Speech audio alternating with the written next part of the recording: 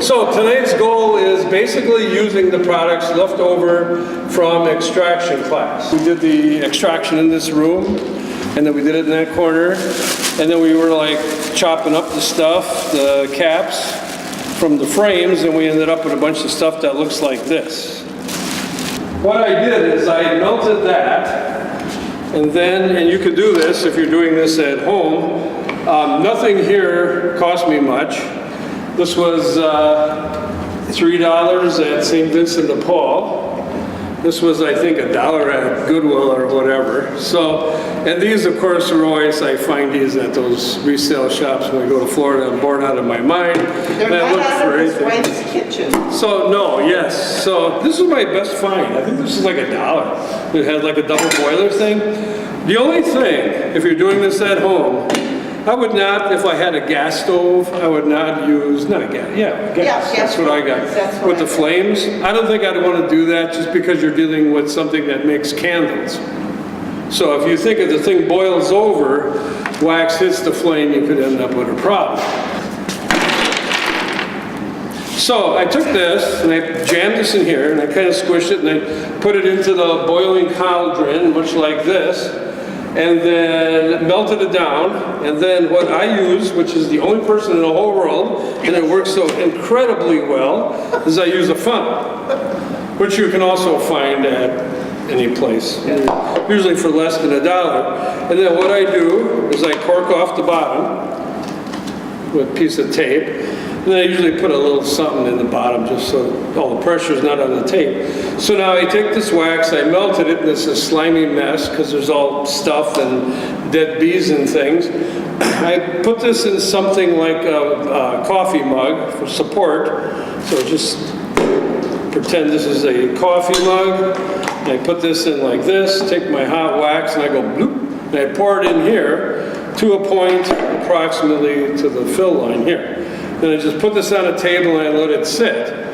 Hour and a half later or so, all the good stuff, this is like a miracle of whatever, all the good stuff floats to the top.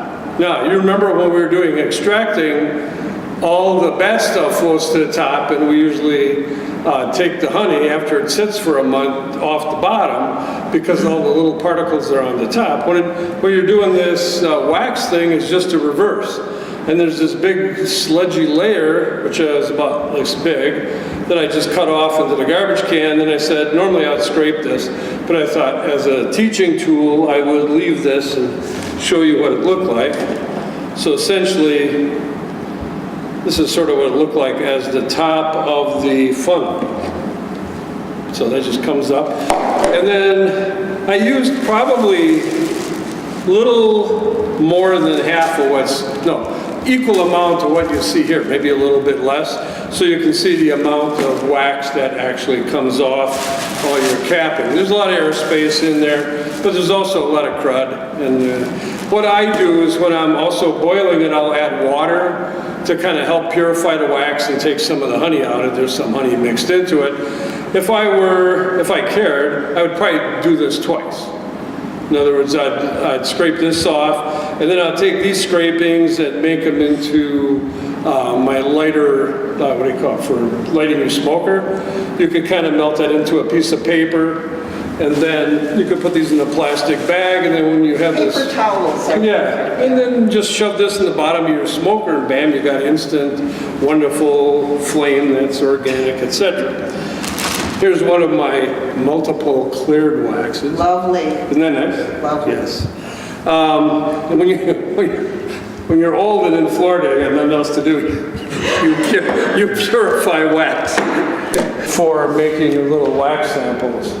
And why this I wouldn't make the balm things because these are just a little too small and boring. Yeah, right. But for using, measuring when you're making wax and mixing your little compounds together, this is really nice, plus they'll melt out quicker.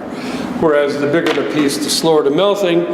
Normally these break pretty easily. You'll be using pieces about this size when you're making your things. And then the beeswax melting temperature is in the neighborhood of 140 degrees Fahrenheit. So generally this will not melt in your hand. It would melt in a car on a dashboard, however, so you don't want to like leave it sit on a car seat or wherever. The other cool thing about wax is, it was that fly fishermen use this to cover their fishing The line. Yeah, to You see also what. use it when your time flies. Yeah, so it has other, and also candle making. Drawers, windows, the whole thing.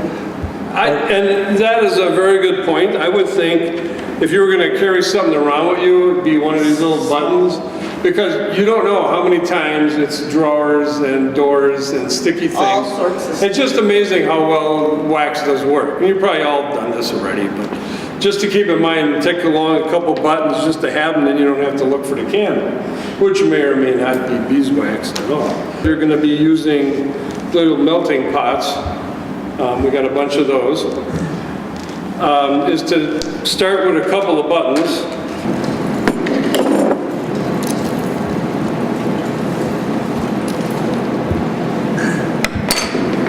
Okay, so basically here's my concoction. That's underneath your... I now take all of these, put it into one of our little melting devices, and I put it into the cauldron. And when it melts, we will then add,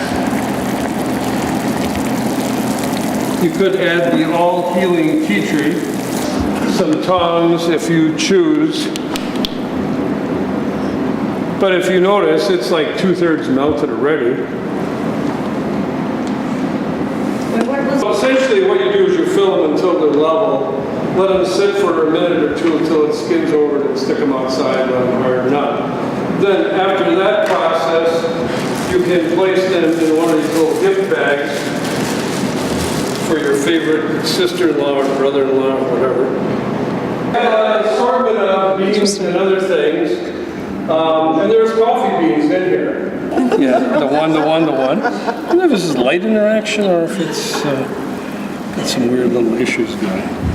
In this case, we're looking at 14 as our magic number. So let's get 14 of the shea butter in there. And then here's your coconut. Thanks.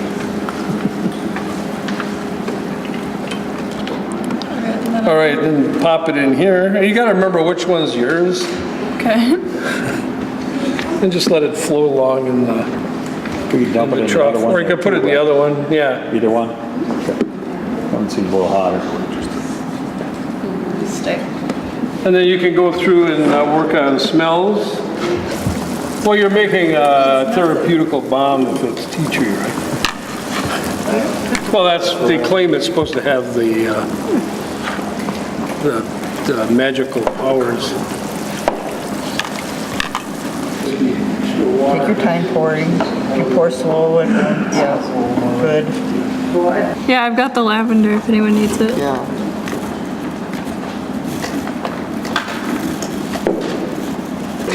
You just gotta let them cool off a little and throw them in the bags, you're all set.